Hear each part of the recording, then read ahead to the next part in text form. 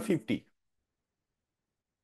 দুটো অবজেক্টকে একটা স্প্রিং দিয়ে কানেক্ট করা আছে, স্প্রিং কনস্ট্যান্ট কে, এটা M1, এটা M2।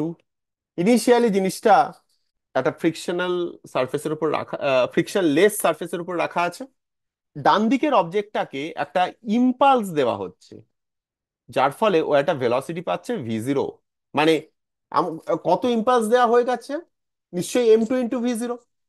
কেন? কারণ initial momentum 0, final M2 × V0, তাহলে ইম্পালস নিশ্চয়ই M2 × V0 দিয়েছে। আমি এটা স্পেসিফিক্যালি জাস্ট যদি M2 কে দেখি তাহলে। তো আমি বার করতে বলেছে find the velocity of the centre of mass প্রথমে, আর তারপর বার করতে হবে ম্যাক্সিমাম ইলংগেশন স্প্রিংটার কত হবে। ফিজিক্যালি জিনিসটা কি হচ্ছে সেইটা বোঝা, প্লাস অঙ্কটা কি করে করতে হবে সেটাও ভাবতে হবে। তার আগে একটা কথা বলি, ফার্স্ট পার্ট অফ দ্য অঙ্ক কিন্তু খুব সোজা। ফার্স্ট পার্ট অফ দ্য অঙ্ক খুব সোজা। কি করে? সেন্টার অফ মাসের ভেলোসিটি কি হয়? ইনিশিয়ালি M2-র ভেলোসিটি V0, M1-এর ভেলোসিটি নেই। Velocity of centre of mass কি হয়? এক একটা পার্টিকেলের velocity M2 × V0 plus M1 × 0 divided by M1 plus M2। তার মানে সেন্টার অফ মাসের ভেলোসিটি হচ্ছে M2 × V0 divided by M1 plus M2। Correct?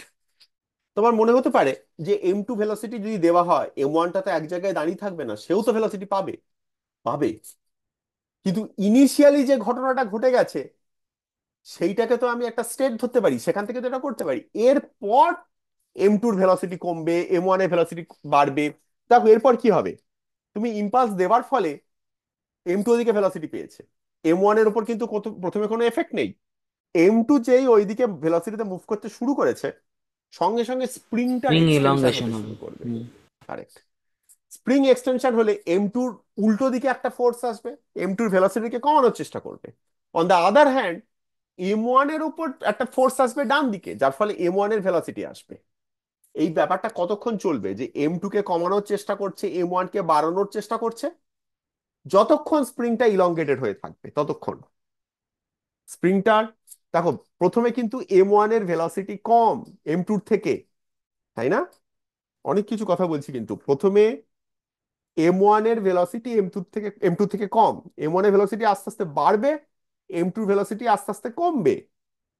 যতক্ষণ M2-র ভেলোসিটি, যেটাকে আমি বলছি V2, হ্যাঁ V2টা variable, V2 with time, V2 যতক্ষণ V1-এর থেকে বেশি, ততক্ষণ নেট স্প্রিংটার মানে স্প্রিংটার এক্সটেনশনের ভেলোসিটি বা ওদের রিলেটিভ ভেলোসিটি, V2 মানে M2 আর M1-এর মধ্যে রিলেটিভ ভেলোসিটিটা এমন যে ওদের মধ্যে সেপারেশন হচ্ছে। ভেবে দেখো, যতক্ষণ V2-টি V1-টির থেকে বড়, ততক্ষণ ওদের মধ্যে সেপারেশন হচ্ছে। খুব ইম্পর্টেন্ট কথা বলছি, কিন্তু এটা যতক্ষণ না মাথায় ঢুকবে দেখবে। সেপারেশন হচ্ছে মানে স্প্রিংটার লেন্থ বাড়ছে। কারেক্ট? যতক্ষণ সেপারেশন হচ্ছে, স্প্রিং এর লেন্থ বাড়ছে। একটা সময় আসবে দুজনের ভেলোসিটিটা সেম হবে। এরম করে চলতে চলতে চলতে একটা সময় আসবে যখন V2-টি আর V1-টি সেম হয়ে যাবে। যখন V2-টি আর V1-টি সেম, তখন ওদের মধ্যে আর সেপারেশন বাড়ছে না। কিন্তু স্প্রিং তখন ইলংগেটেড আছে, কিন্তু স্প্রিং তখন অনেক এক্সটেনশন হয়ে আছে। স্প্রিং কিন্তু তখনও M2-র স্পিডকে কমানোর চেষ্টা করবে, M1-এর স্পিডকে বাড়ানোর চেষ্টা করবে তখনও। তাহলে এর পরে কি হবে, V2-টি V1-টির থেকে কমে যাবে। তখন ওরা সেপারেট না হয়ে এবার ওরা কাছাকাছি আসছে, ভেলোসিটি অফ অ্যাপ্রোচ টাইপ কিছু একটা ব্যাপার ঘটছে, তাই না? তার মানে তখন কি হবে, স্প্রিং এর লেন্থটা আস্তে আস্তে কমে আসছে।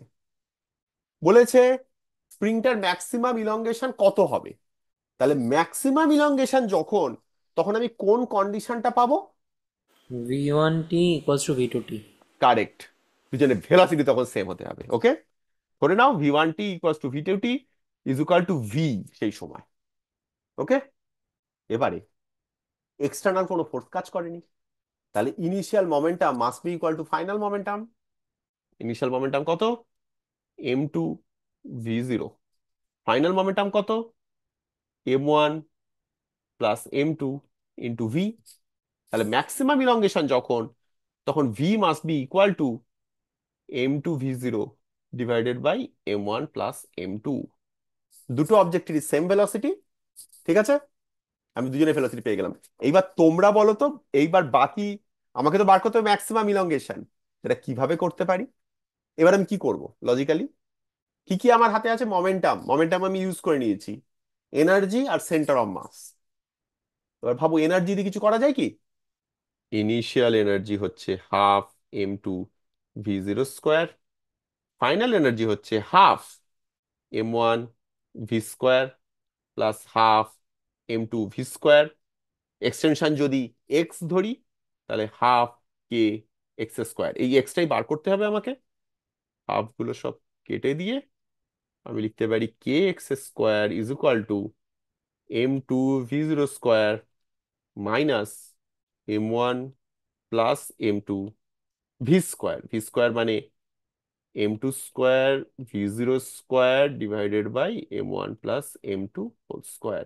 একটা কেটে যাবে, আমি লিখতে পারি m2 v0 square minus m2 square v0 square divided by m1 plus m2।